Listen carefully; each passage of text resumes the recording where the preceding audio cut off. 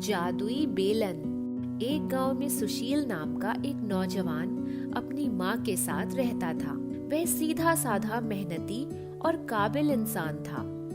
उसकी खेती बाड़ी उसके चाचा के लड़के छंगू ने धोखे से अपने नाम करा ली थी। सुशील बहुत गरीब हो गया था। सुशील प्रतिदिन कमाने के लिए शहर में एक कंजूस साहूकार के पास जाता था। वह एक छोटी तनख्वाह पर साहूकार का हिसाब किताब देखता था। इसी प्रकार से दोनों माँ बेटे का गुजर बसर हो जाता था। सुशील, ये क्या? तुमने कच्चा हिसाब किताब लिखने में मेरे बहुत सारे कागज खराब कर दिए, मेरा नुकसान कर दिया।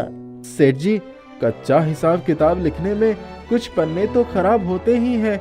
इसके बाद ही पक्के वही खाते में सही हिसाब लिखा जाता है। एक बात और कहनी थी, पिछले महीने में मैं 3 दिन तक 2-2 घंटे यानी कुल 6 घंटे अतिरिक्त काम किया था। उसका भी वेतन दे दीजिएगा। पूरे 6 घंटे मेरे दफ्तर की बिजली जली है, उसका पैसा मैं तुम्हारी तनख्वाह से काट लूंगा। साहूकार की यह बात सुनकर सुशील बहुत चक्का रह गया। ऐसे कंजूस और सरफिरे सेठ के सामने वह अपनी फरियाद रखकर पछताने लगा। साहूकार ने तनख्वाह के दिन आधी तनख्वाह ही दी और नौकरी से भी निकाल दिया। सेठ जी, मेरा कसूर क्या है? कसूर तुम्हारा नहीं, मेरा था जो मैंने तुम्हें नौकरी दी। हिसाब किताब में तुमने मेरा नुकसान कर दिया है। अब चुपचाप चले जाओ। वह बहुत दुखी मन से घर पहुंचा। बेटा, आ गए? मुंह हाथ धो लो। मैंने तुम्हारे लिए हलवा बनाया है। क्या बात है, बहुत दुखी दिखाई पड़ रहे हो। सुशील मुस्कुराने की नाकाम कोशिश करने लगा। कुछ नहीं माँ, सब ठीक है। मैं हाथ मुंह धोता हूँ। माँ ने हलवा परोस दिया और अपने लाडले का चेहरा देखने लगी। बेटा, मैं तुम्हारी माँ हूँ। अपने बेटे का दुख पढ़ लेती हूँ। बाकी लोगों से तुम छुपा सकते हो, लेकिन माँ से नहीं। बताओ बेटा, क्या हुआ? माँ, मेरी नौकरी नहीं रही। साहूकार ने आधी तनख्वाह दी है। वो कंजूस और बेईमान निकला। मन बड़ा खिन्न है। बेटा, इस दुनिया में अच्छे लोगों की बहुत कमी है।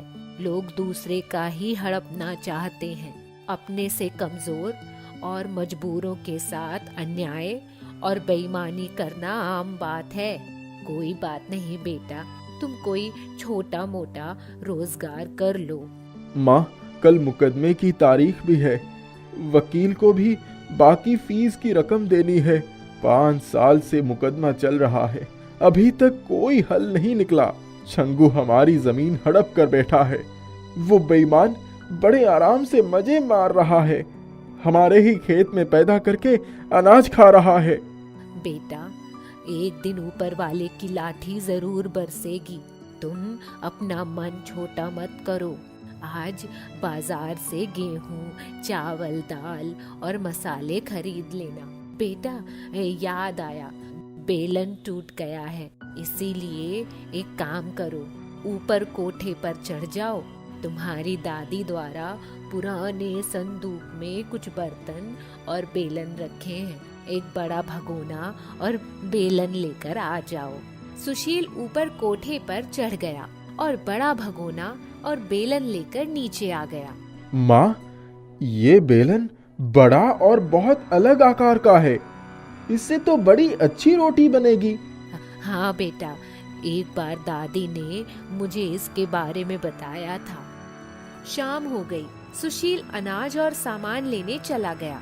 1 घंटे के बाद उसकी माँ खाना बनाने की तैयारी करने लगी। घर में आटा बहुत थोड़ा सा था। माँ सोच में पड़ गई कि अब बेटे को पेट भर के आलू के पराठे कैसे खिलाएगी।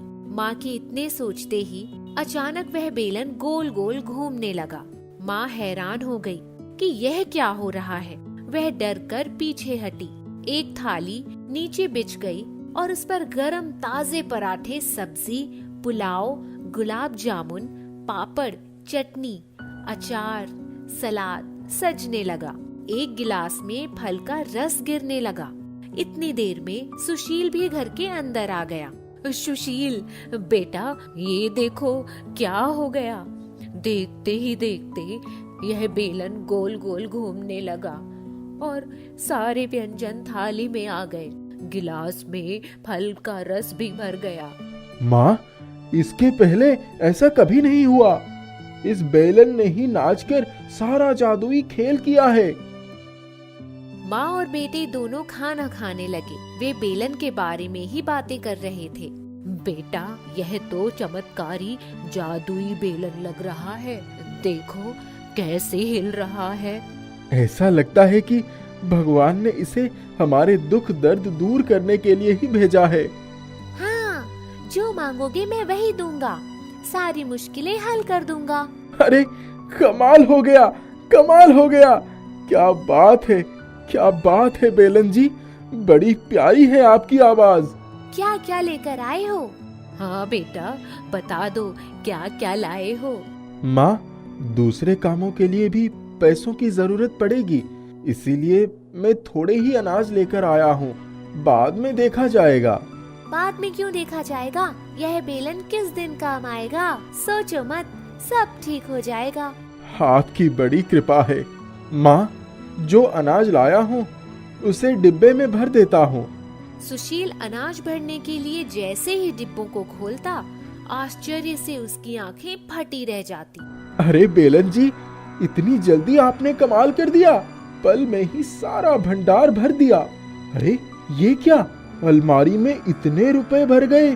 नए गहने और कपड़े आए, पुराने किधर गए? सब कुछ दे दिया तुमने मुझे आज। अब बस भी कर दो बेलन जी। अभी एक बड़ा काम बाकी है, देखते जाओ। यह छोटी सी झांकी है। सुशील और माँ सोचने लगे कि अब और क्या बाकी है। देखते ही देखते उनका घर हवेली में बदल गया और वही हवेली और उसके सारे सामान आलीशान बन गए। सुशील के चाचा के लड़के छंगू ने जब यह काया पलट देखी तो उसके छाती पर सांप लौट गया। अरे, मैंने तो इनकी सारी प्रॉपर्टी लेकर इन्हें भिखमंगा बना दिया था।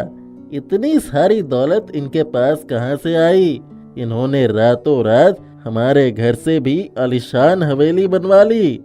इनके तो ठाठ ही बदल गए। मैंने इसका राज जान लिया है। इनके पास एक जादुई बेलन आ गया है। सब उसी की देन है। अब कोई तरकीब लगाकर वह बेलन ले आओ। इनको फिर से भिखमंगा बनाने की कोई तरकीब लगाओ।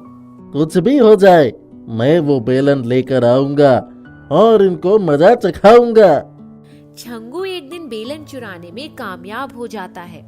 वह बेलन को लेकर उससे धन दौलत मांगने लगता है। बेलन गोल गोल घूमता है। गंगू, अब तुम देखती जाओ, यह बेलन अपना कमाल दिखलाएगा।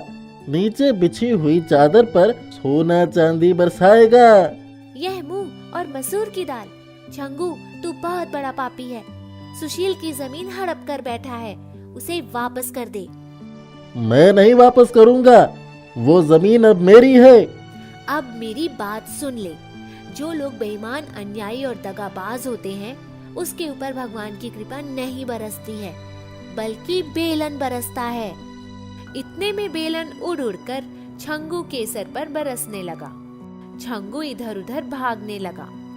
उसकी पत्नी बीच में आई तो उसको भी बेलन ने मजा चखा दिया। वह भी भागने लगी। अरे बचाओ बचाओ, मार डाला रे। सुशील, जल्दी आ, मुझे बचाओ इससे, यह मेरा जान ले लेगा। बचाओ। अरे भैया आओ, मेरे पति को बचाओ। बेलन रुक नहीं रहा है, मारते ही जा रहा है। सुशील और उसकी माँ उन दोनों की चीख पुकार सुनकर दौड़ पड़े।